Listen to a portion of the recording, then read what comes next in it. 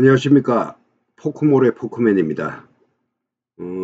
이제 날씨가 뜨거워짐으로 인해서 각종 유압 장비들이 약간의 말썽을 부리고 있을 때가 시작됐습니다. 지금 고객분들께서 많이 연락 오시는 부분은 작동료가 너무 뜨거워짐으로 인해서 각종 유압 장비들이 트러블이 많다. 이런 말씀들을 하시는데 그게 왜 생기는지에 대해서도 설명을 드리고, 그리고 이 간단한 조치 방법에 대해서 여러분들에게 말씀드리겠습니다. 먼저 이런 설명에 앞서서 그 유압 시스템의 일단 장단점에 대해서 좀 알고 가는 것이 여러분들한테 좀 도움이 되지 않나 해서 지금 장점, 일단 장점에 대해서 설명을 드리겠습니다. 지금 이 내용은 공대언니 이지공업에서 발췌한 내용으로서 참 설명이 쉽고 간단하게 되어 있습니다. 일단 유압 시스템의 장점으로는 작은 힘을 큰 힘으로 전환할 수 있다. 그래서 저희들 굴삭기에서 많이 사용을 하고 있습니다. 그리고 자동 및 원격 제어가 가능하다. 3번 속도 및 힘 제어가 쉽다. 4번 시스템 장치들의 윤활과 방청이 자동적으로 이루어진다. 당연한 얘기입니다. 기름, 작동률을 가지고 사용을 함으로써 윤활과 방청이 자동적으로 이루어짐으로 해서 외부에 그리스를 주는 것 외에는 내부 부분은 전부 작동률과 방청이 됩니다. 그리고 5번째, 안정적이고 정밀한 제어가 가능하다. 이런 장점들 때문에 일단은 유압 시스템을 쓰는 것이고, 단점을 알아야지 여러분들이 왜 어떻게 왜 이런 문제가 생기는지에 대해서 알 수 있을 겁니다. 일단 유압 시스템의 단점으로는 온도 변화에 영향을 받는다. 맞습니다.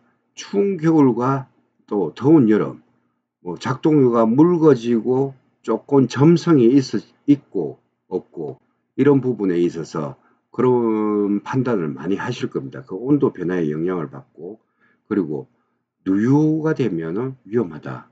누유가 되면은 인하의 위험성도 있고 이런 부분이 있기 때문에 누유가 되면 위험하다. 그리고 제가 제일 여러분들에게 강조드리고 싶은 내용이 4번, 오일에 기포가 섞이면 작동이 불량해질 수 있다. 자, 오일에 기포가 섞이면 작동이 불량해질 수 있다. 이 말은 어떻게 생길 말이냐면, 오일에 작동류에 수분이 섞였다 이 말입니다. 기포인데 무슨 수분이냐? 자, 공기 중에 있는 공기는 일부분 수분을 가지고 있습니다. 여러분들 맑은 날의 공기는 건조하지만 비가 오거나 습한 날에 공기는 안에 수분을 많이 머금고 있다 보니까 굉장히 찝찝합니다. 그러니까 날씨에 따라서 이 공기, 그러니까 공기가 틀려집니다. 수분량이. 왜 이런 얘기를 하냐면, 여러분들이 대부분 작동료 탱크가 100이라고 하면은 대부분 80 정도를 채워서 사용하고 계실 겁니다. 그러면 나머지 20은 뭐로 채워지냐? 공기로 채워집니다.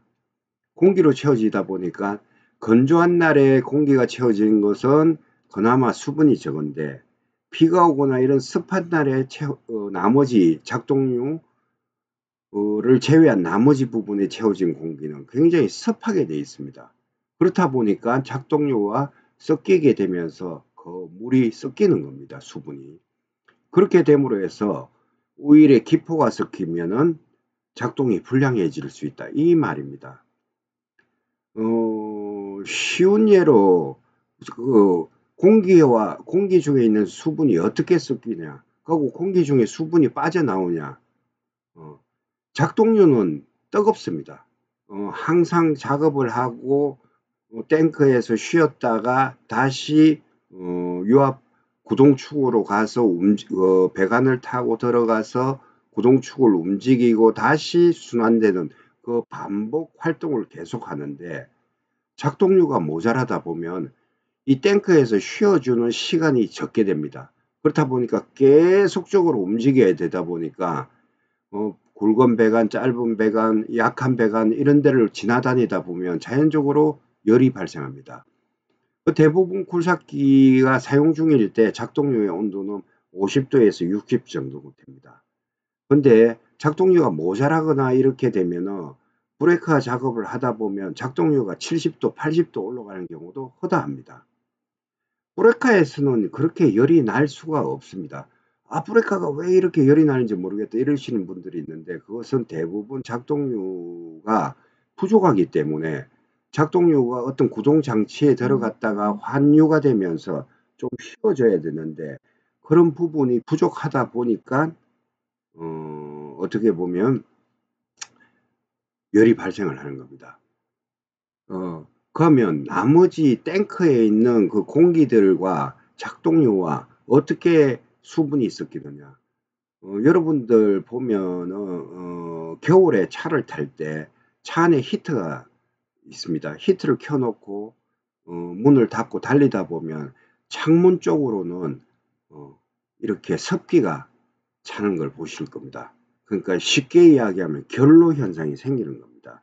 그 결로가 생기면 어느 정도 심해지면은 그 이슬이 맺히다가 주르륵 흘러내려서 물방울이 차 창가로 이렇게 내려오는 걸 보셨을 겁니다. 똑같습니다. 탱크 속에도 여러분들의 나머지 작동료가 차지하는 나머지 공기가 대기 온도에 하고 똑같이 거의 비슷하게 있습니다. 작동료는 거의 60도 정도로 보시고, 대기가 아무리 날씨가 덥다 한들 30도, 35도 온도차가 발생을 합니다. 온도차가 발생을 하면 자연적으로 공기 안에 있는 수분이 작동료 안으로 섞이게 돼 작동료가 산화가 생깁니다. 이 산화가 빨리 생기다 보니까 기름색도 검은색으로 변하고 빨리 그러니까 어떻게 보면 기름이 빨리 교환 주기가 오는 겁니다. 그렇기 때문에 항상 여러분들은 이 유압 장치를 사용할 때 교환 시나 아니면 이렇게 호스를 빼고 하면서 조금이나마 흘렸다면은 작동료를 보충을 해서 적정한 작동료가 탱크에 있어야지만 공기가 줄어듭니다. 작동료를 좀 아끼겠다고 작동료를 좀 덜 넣고 하는 것이 오히려 어떻게 보면은 작동료를 빨리 교환하는 주기가 도래하는 것을 여러분들은 아직은 못 느끼실지 모르겠지만 그만큼 빨라집니다. 그런 점을 알고 항상 차에 작동료를 비치를 해두고 구동을 하는 유압 장비가 있다. 예를 들면 제일 많이 사용되는 것이 유압 브레이크일 것입니다.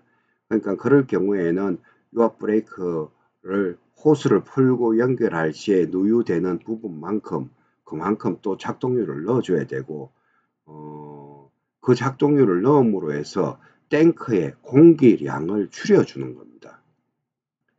그 사람들은 브레이크가 잘못돼서 열이 난다 어쩐다 이렇게 이야기를 하지만 실제적으로 작동료가 부족해서 열이 나는 경우가 대부분입니다.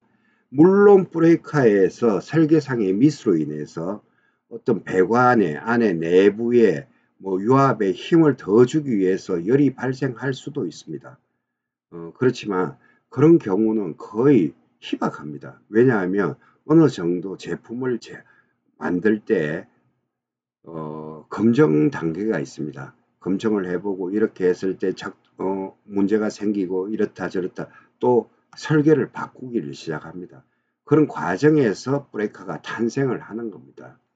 그리고 지금 현재 사용하는 유압 브레이크는 거진 역사가 대부분 100년 이상입니다. 거기서 설계가 변형이 돼 봤자 그렇게 많이 변형되지 않습니다. 그냥 밸브의 어떤 유로를 바꿔서 유압을 정압을 시키고 그런 정도로 해서 브레이크의 파워를 바꾸는 정도 외에는 실제적인 기본 원리는 크게 바뀌지가 않았습니다. 어쨌든 이런 유압 브레이크를 사용함에 있어서 열이 발생해서 작동료가 뜨거워졌네, 아니면 작동료 때문에 브레이크가 뜨거워졌네, 이런 여러 가지 말들이 많은데 실제적으로는 작동류가 뜨거워짐으로 인해서 유압 브레이크가 열을 받는 경우도 많습니다.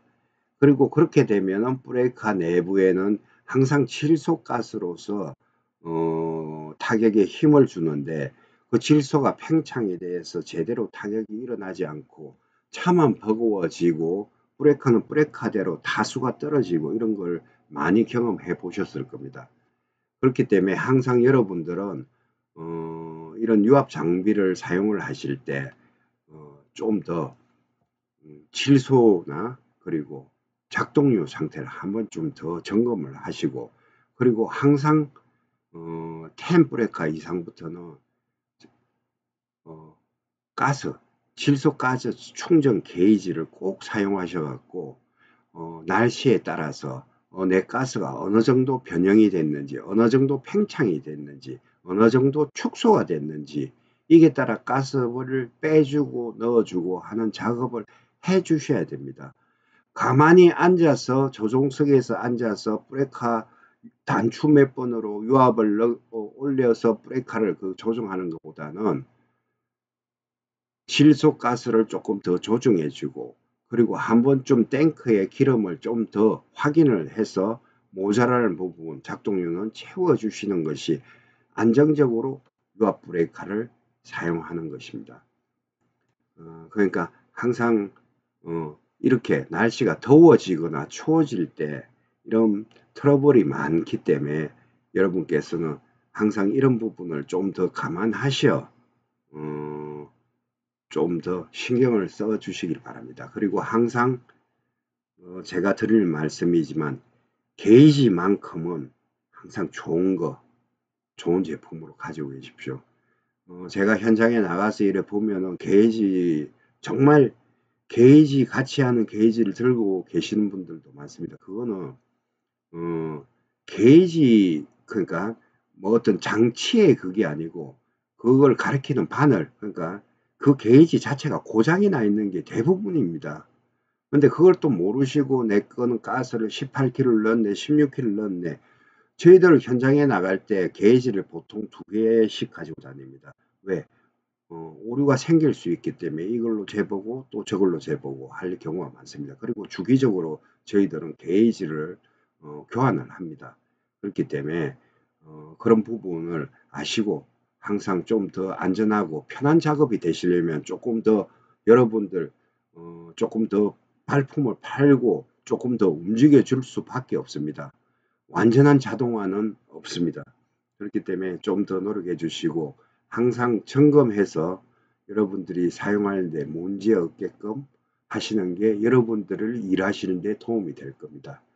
자, 제가 오늘은 간단한 유압에 대해서 말씀을 드렸고, 항상 일어날 수 있고 내 가스통, 내 작동유 통에 얼만큼의 있는지 눈금으로 항상 확인하시고 교환 주기를 꼭 지켜서 사용하시길 바랍니다. 그러면 오늘도 항상 안전한 공사 되시고 좀 더 여러분들 덕에 제가 발전할 수 있는 포크물이 될 수 있도록 여러분들께서 많은 시청과 격려 부탁드리겠습니다. 자, 다음에 더 좋은 내용으로 여러분들과 만나 뵙도록 하겠습니다. 항상 안전한 공사 되십시오. 감사합니다.